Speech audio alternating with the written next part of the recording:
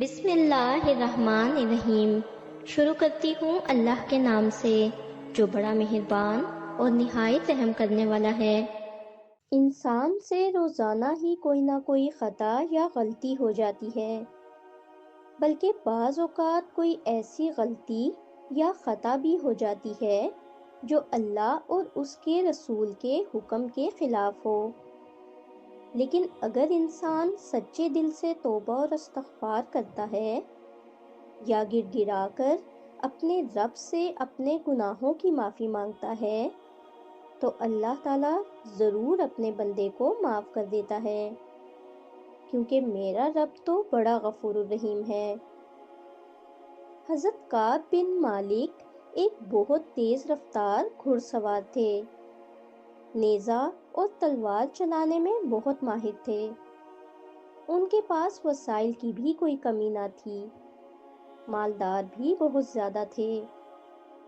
بخاری کی روایت میں ہے کہ جب حضور صلی اللہ علیہ وآلہ وسلم نے سب صحابہ کو غزوہ تبوک کے لیے چلنے کو کہا تو سب صحابہ راضی ہو گئے۔ حضرت کعب بن مالک نے سوچا کہ سب چلے بھی گئے تو میں کل بھی اگر نکلوں تو تیز رفتار گھڑ سواری کی وجہ سے بہت جلد ان کے پاس پہنچ جاؤں گا، پرسوں بھی نکلوں گا تب بھی پہنچ جاؤں گا۔ یہی سوچتے رہے لیکن جا نہ سکے۔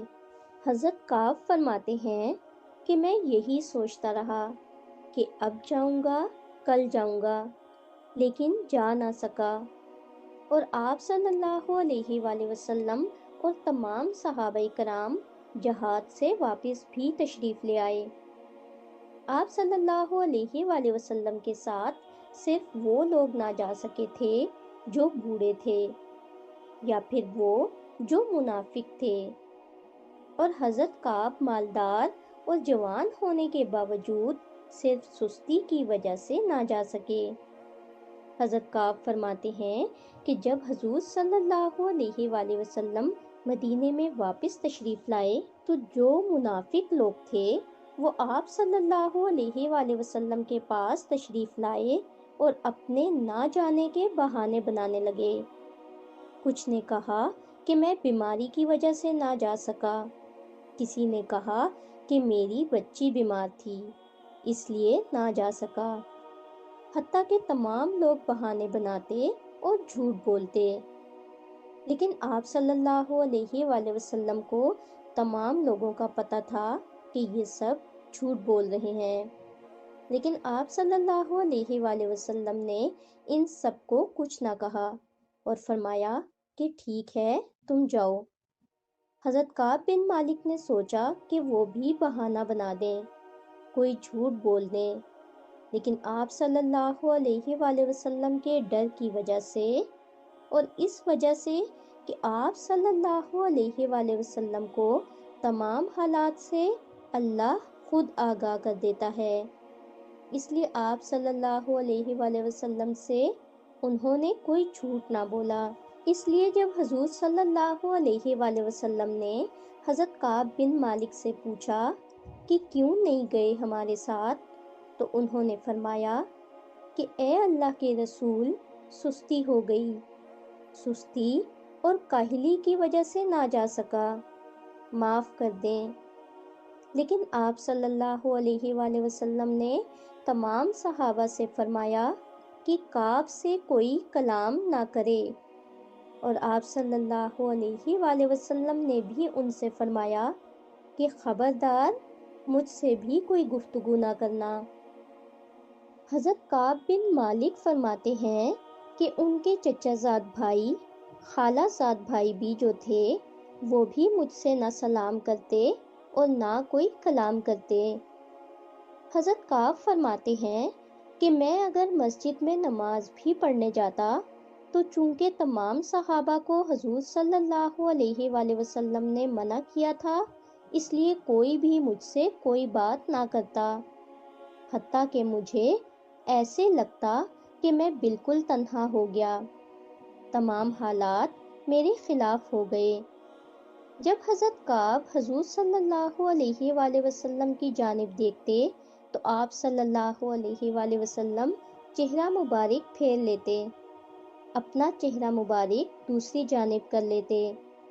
آپ صلی اللہ علیہ وآلہ وسلم نے حضرت کعب کو حکم دیا کہ بیوی کو علیحدہ کر دو۔ آپ نے پوچھا کہ طلاق دے دوں؟ فرمایا نہیں، میں کہ بھیج دو، اور بچے بھی ساتھ چلے گئے۔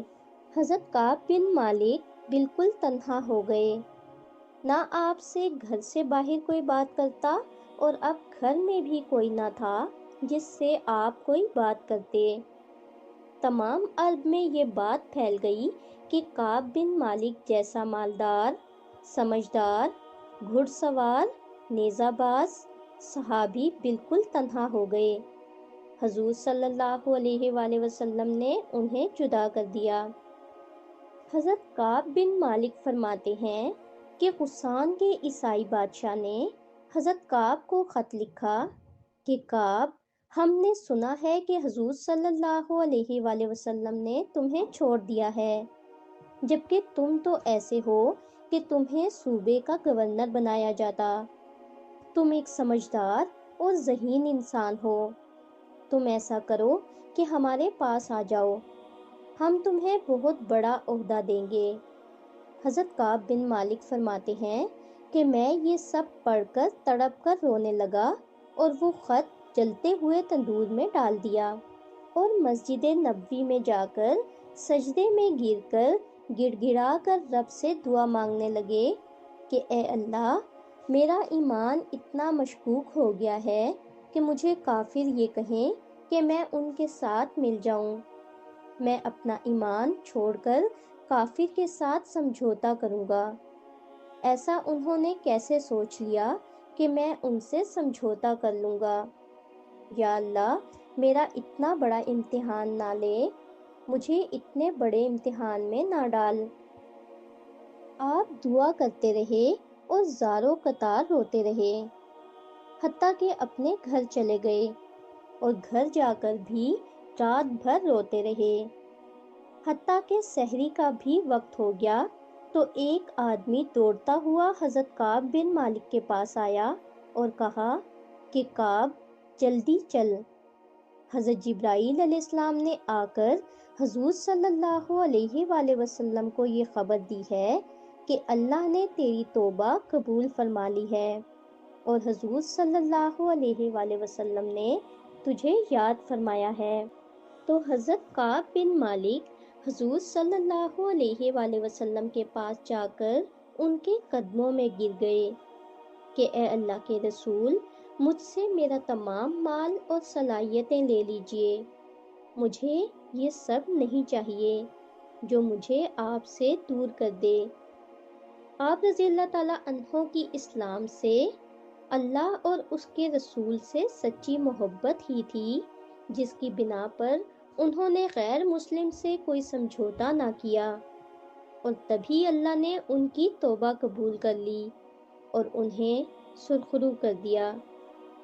اللہ پاک ہم سب کو بھی دین اسلام پر چلنے والا اور اپنے گناہوں سے سچی توبہ کرنے والا بنا دے، آمین۔ اگر آپ کو ہماری ویڈیوز اچھی لگتی ہیں اور آپ نے ابھی تک ہمارا چینل سبسکرائب نہیں کیا تو برائے مہربانی چینل کو سبسکرائب کر دیں اور ویڈیو کو لائک کر دیں۔ شکریہ۔